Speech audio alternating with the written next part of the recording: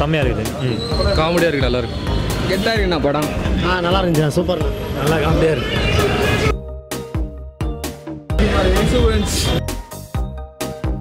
படம் சூப்பராக இருந்துச்சு. இது டிஃப்ரெண்ட்டான கான்செப்ட்டு. அதில் எழுதியிருக்க மாதிரியே ஆஸ் பர் இந்தியாவில் இதான் ஃபஸ்ட் இந்த மாதிரி ஒரு டிஃப்ரெண்ட்டான மூவி.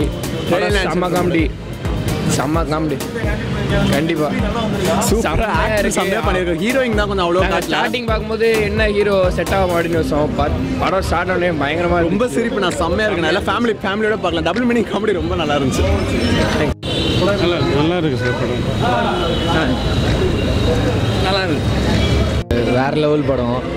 ப்ரொமோஷன் வேறு லெவலில் பண்ணியிருந்தாங்கன்னா படம் வந்து இன்னும் சூப்பராக போயிருக்கும். அதனால் வந்து இந்த மாதிரி படத்துக்கெலாம் நல்லா என்கரேஜ்மெண்ட் பண்ணலாம். அது மட்டும் இல்லாமல் காமெடி பார்த்தீங்கன்னா ஏரேட்டட் காமெடி மாதிரி தந்துக்கிறாங்க.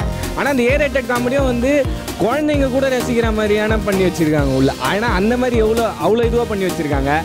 அதுக்கப்புறம் வந்து படத்தில் வந்து வில்லன் ஒருத்தர் 2 பேர் இல்லை, வில்லன் நிறைய வில்லன் இருக்கிறாங்க. யார் வில்லன்னே உங்களுக்கு தெரியாது. அது மட்டும் இல்லாமல் கிளைமேக்ஸ் சீனுக்காக மட்டுமே போயிட்டு படத்துக்கு போய் 120 ரூபாய் தந்து கூட போய் பார்க்கலாம். அந்த லெவலுக்கு ரொம்ப காசுக்கு மீறி ஒருத்து.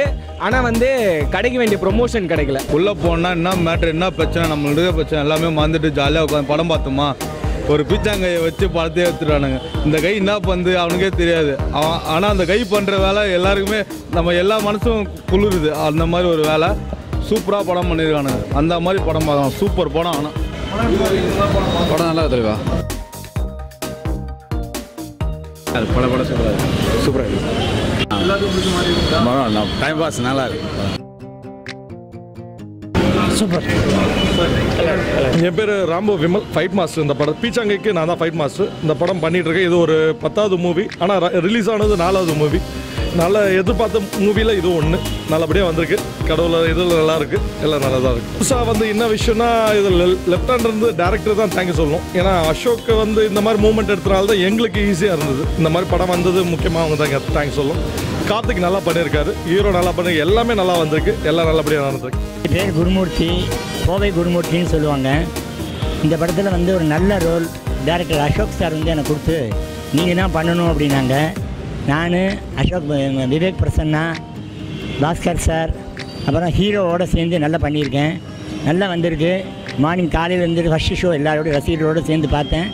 எல்லோரும் ஃபேமிலியோடு இருந்து பார்க்க வேண்டிய நல்ல ஜாலி படம். ரொம்ப நல்லா இருக்குது, ரொம்ப நல்லா வந்திருக்கு. எனக்கு கொடுத்த ரோலை வந்து நான் பக்காவாக பண்ணியிருக்கேன். எனக்கு இந்த ரோல் கொடுத்ததுக்காக director Ashok sir, Vivek Prasanna sir, hero Karthik sir எல்லாருக்கும் இந்த சமயத்திலேருந்து நான் நன்றி சொல்கிறேன். சாதாரணமாகவே வந்து ஜென்ரலாக இருந்துட்டு எல்லா படமுமே வந்து நார்மலாக போயிட்டே இருக்கும். இது வந்து கொஞ்சம் டிஃப்ரெண்ட்டாக திங்க் பண்ணி டிஃப்ரெண்ட்டாக வந்து மக்களுக்கு கொடுக்கணும் அப்படின்னு சொல்லிட்டு டைரக்டர் விரும்பியிருக்காங்க. அது பிரகாரம் வந்து ஒரு ஒரு ஒரு ஹீரோ வந்து முக்கியத்துவம் கொடுக்கணும். அதே போல் வந்து இந்த நோய் அஃபெக்ட் ஆன பையன் எந்த விதமாக வந்து ஜெயிச்சு வெளியில் வரான் அப்படிங்கிறத வந்து ரொம்ப நல்லா ப்ரெஸ் பண்ணி ரொம்ப சூப்பராக சொல்லியிருக்காங்க. நல்ல ரீச் ஆகிருக்கு எல்லாருக்குமே. காலையில் எல்லாருக்குமே நல்ல ரெஸ்பான்ஸ், ரொம்ப நல்லா இருக்குது. நாங்கள் மார்னிங் வந்து தியேட்டரே ஃபுல்லாக இருந்தது, ரொம்ப நல்லா இருந்தது. Thank you very much. Thank you sir, thank you. பண்ணுங்கள், பிடிக்கலாம் டிஸ்லைக் பண்ணுங்கள், மறக்காமல் சப்ஸ்கிரைப் பண்ணுங்கள்.